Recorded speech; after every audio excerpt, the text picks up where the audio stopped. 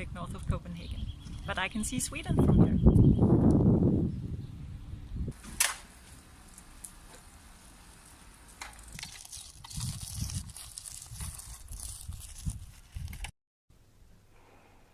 And here I am in my quarantine home office.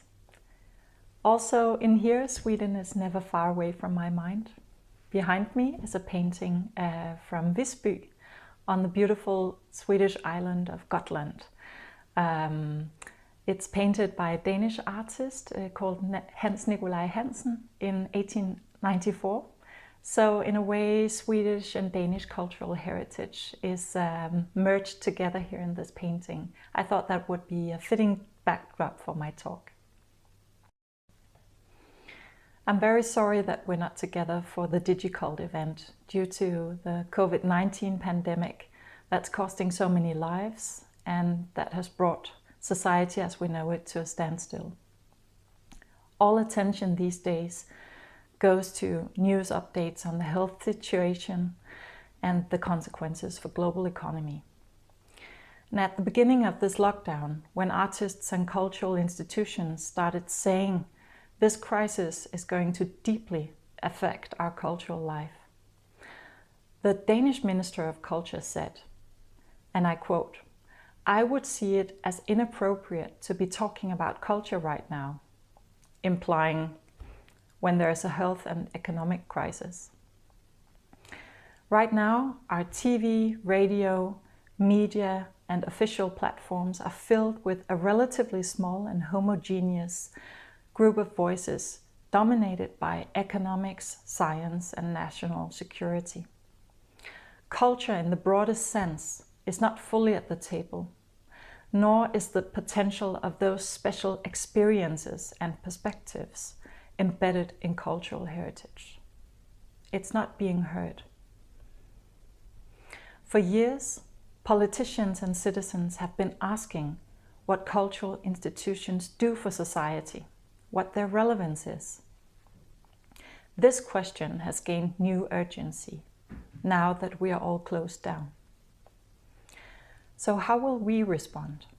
What can we contribute to society now and in the months ahead? How will we collaborate, lead, and follow?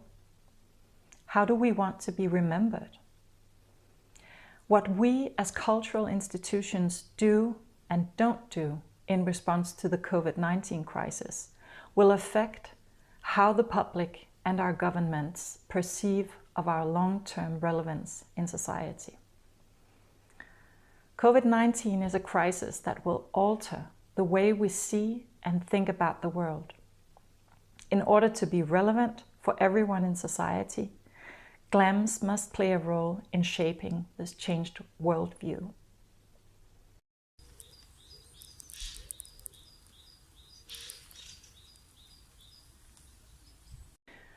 But take a look around right now, everywhere.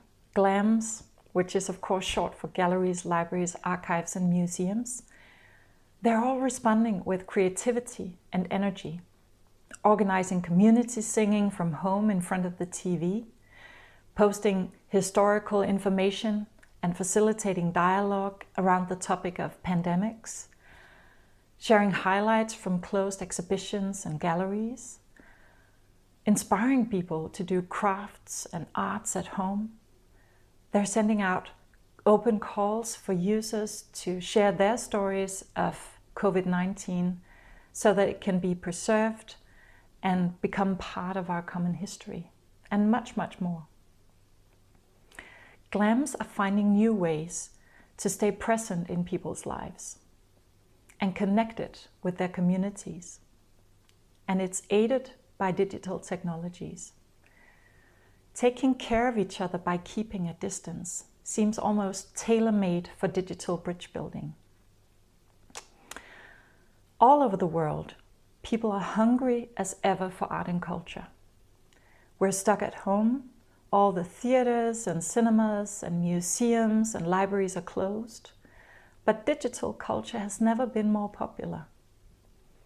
People are using their imagination to play and create and participate in culture. For many people, Digital platforms are their only way of connecting with family and friends right now, and of getting entertainment, enjoying the sensuality and reflectiveness of art. We're seeing digital in a whole new light these days. So culture is important to people, also when our health and economy is at risk. We can see that. People are obviously missing art and culture. When culture is suddenly absent, that's when we realize how much we miss it and how much we need it, how much of a difference it makes in our lives. But the big question is, how can we begin to understand and evaluate the impact that we can make in people's lives in this exceptional situation, both during the shutdown and once society starts to open up again to a changed reality? What can we do to make our politicians think of culture as something that it's very appropriate to talk about right now? Because culture counts in people's lives. Europeana, the platform and network for Europe's cultural heritage, helps us face shared challenges with shared solutions, instead of all of us trying to invent the wheel at the same time. Europeana has put a lot of work into developing a tool set for GLAMs to better understand and increase the impact we're having in society, the difference we make in people's lives. There's a whole impact playbook for getting to grips with these questions. Now, assessing the impact your institution may have in society, that can seem a pretty daunting task. But the impact playbook is easy to use. It's conceived like a cookbook with recipes you can be inspired by to cook up your own flavor of impact assessment. However, the key question is the same for all of us. Let me read a bit from the introduction to the playbook. In the cultural heritage sector, we work for a great cause, for the good of society as a whole. And we have ambitious goals. But it's not always easy to see whether we're achieving them. By developing a shared language about impact, we believe that we can not only show our value, but speed up innovation and increase our relevance to society. End of quote. And we need that more than ever right now. Let me read a bit further. The world in which we operate is changing fast, blurring the boundaries between producers and consumers, and challenging the value of culture and its impact. Adapting to this new environment of active cultural participation is key to the success of our sector in the years to come. And impact assessments can play a crucial role in this process. We can make our content work a lot harder and do a lot more good if we understand how our activities relate to what people want, need, and feel. End of quote. It's almost prophetic of the situation we find ourselves in right now, a timely book for our sector. So, what is impact? The playbook defines it as the following: changes that occur for stakeholders or in society as a result of activities for which the organization, for instance your museum, is accountable. The playbook consists of a range of handy tools, and I'd like to just quickly introduce 3 of those. The strategic perspectives, they define the point of view of the impact you want to assess, for instance, social or operational. By that we mean the practical frameworks for what we do in our GLAMs. The second one is value lenses. They allow you to focus on a particular value that your users may get out of the experience that you're providing. For instance, learning, a sense of community or legacy. And by that we mean the fact that we preserve our heritage for future generations is valuable in itself to society, and it's valued to people, even though they may never set foot in a museum or a library or an archive. And finally, the third tool I'd like to highlight today is the change pathway. That helps you to understand the relationship between the investments internally that you're making and the external effects that you contribute to in society. It's really great for evaluating impact of initiatives you're already running. And here you read it from left to right. But it's also a powerful tool for planning or pursuing an impact you want to have in society. And here you read it from right to left, starting with the impact you want to contribute to.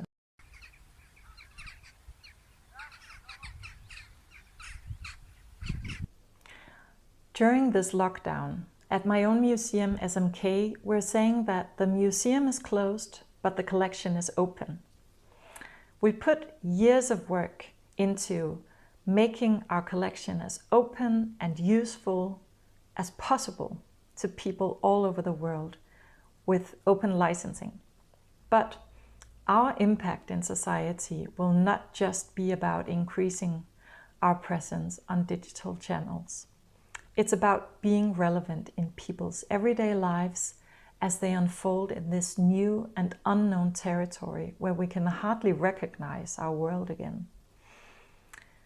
We want to be a place, a platform that helps people understand and cope with the current crisis and its consequences, so that during and after the lockdown, people will feel like GLAMs are pillars in our society that we can turn to, where we can find a sense of community even though we're living in isolation.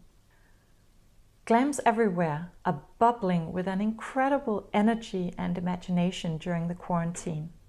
We're seeing wonderful initiatives popping up at lightning speed in response to the shutdown and the fact that we can't open our doors to welcome in audiences.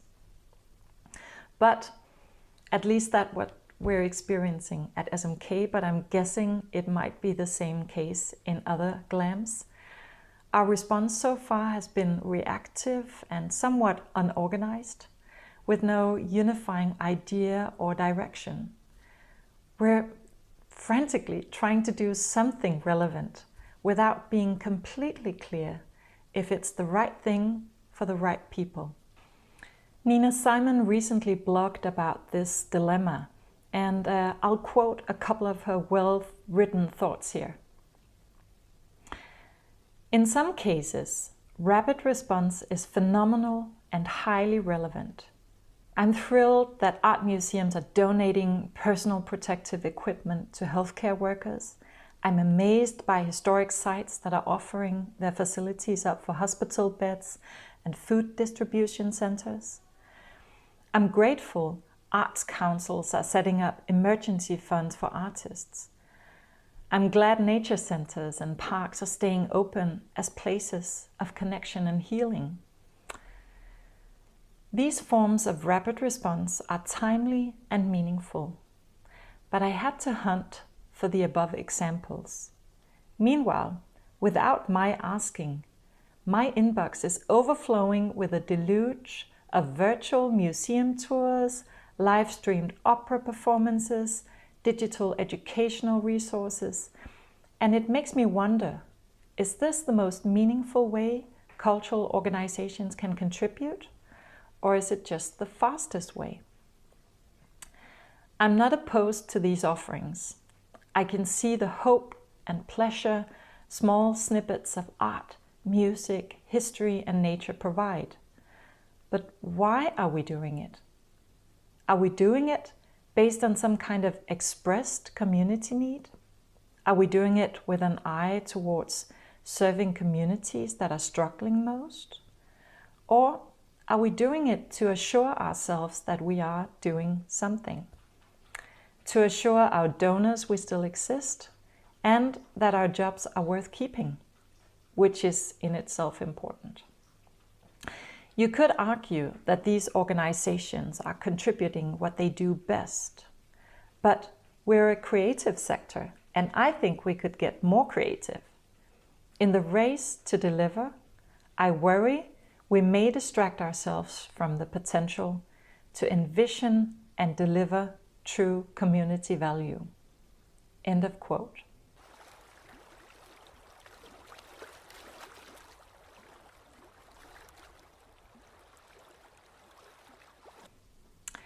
Nina Simon's blog post helped me realize something important. Now that the adrenaline of the early response to the crisis has worn off and we need to ready ourselves for the long road ahead, it's important to transition from a more ad hoc response to one that's still nimble, but more sustainable, strategic, and well understood and supported by staff, stakeholders, and members of society alike. Impact Playbook to the rescue.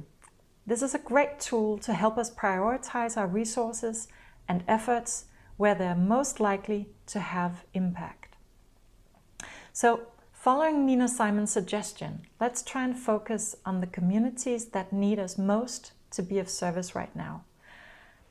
At SMK, some of the ideas we're investigating are, well, right now, schools and kindergartens in Denmark are starting to reopen, but due to the required safety distances, they don't have enough space for all the children. So only half of all kids in the capital region can go back to school and kindergarten.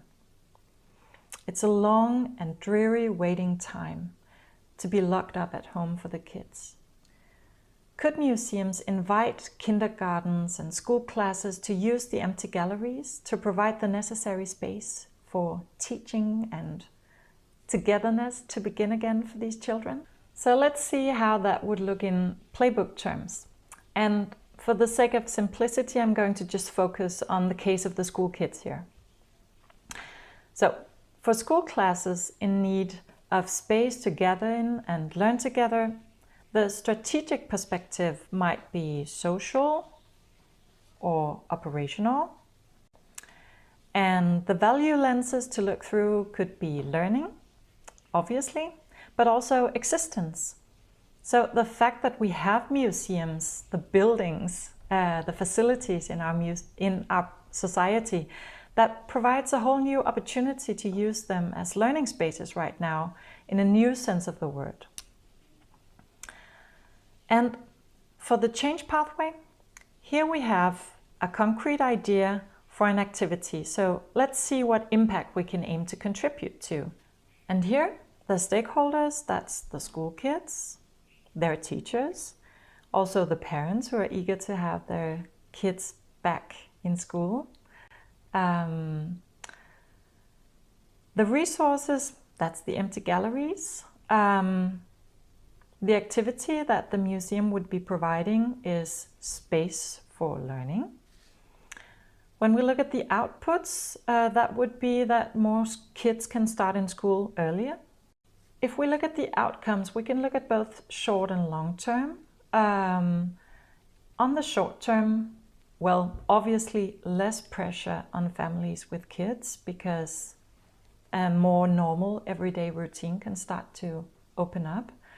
On the longer term, I guess would be better learning experiences for the kids. It's not so easy to have great learning when you're locked up at home. And the impact, well, that would be helping to get our kids back in school in a safe way. So that would be a pretty good argument for museums playing an active role in society during the pandemic. Okay, let's look at another case. Our vulnerable citizens, for instance the elderly, are likely to be affected by this lockdown for the longest time.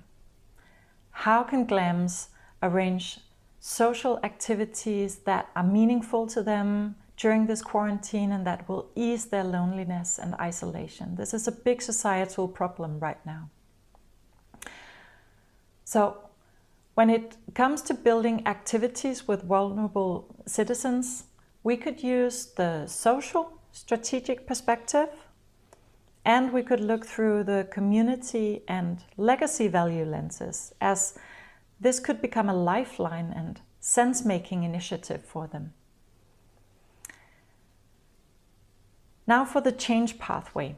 So here we have a much vaguer idea of a problem we'd like to have a positive impact on, to ease the feeling of isolation and loneliness for people in long-term quarantine. So now we can go backwards in the change pathway.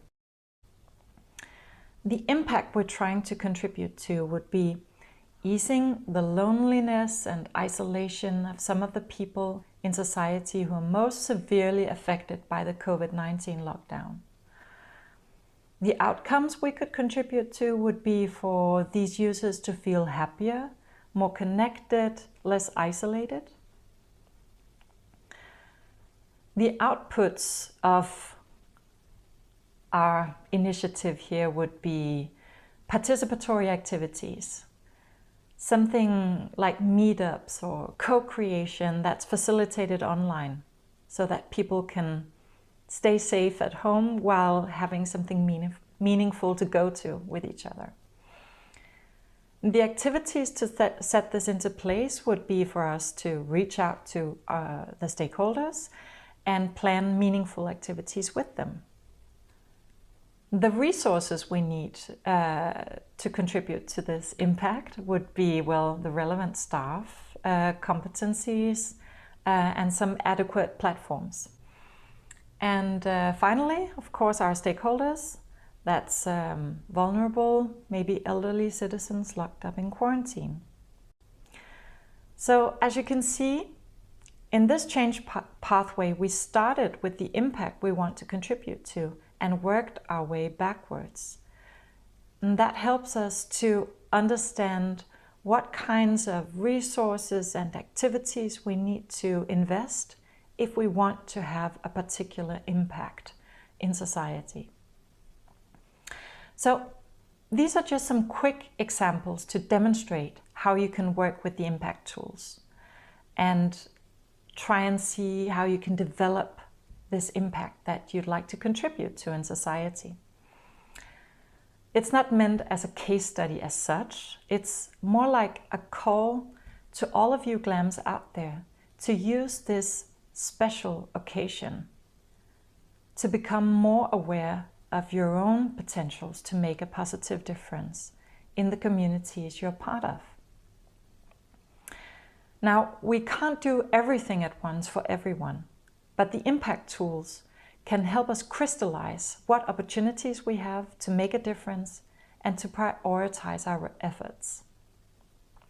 At this historical moment, it's key that we show our politicians and our fellow citizens that GLAMs do play a vital role in society. Let's make sure they know that culture is not only appropriate, but indispensable, also in times of crisis.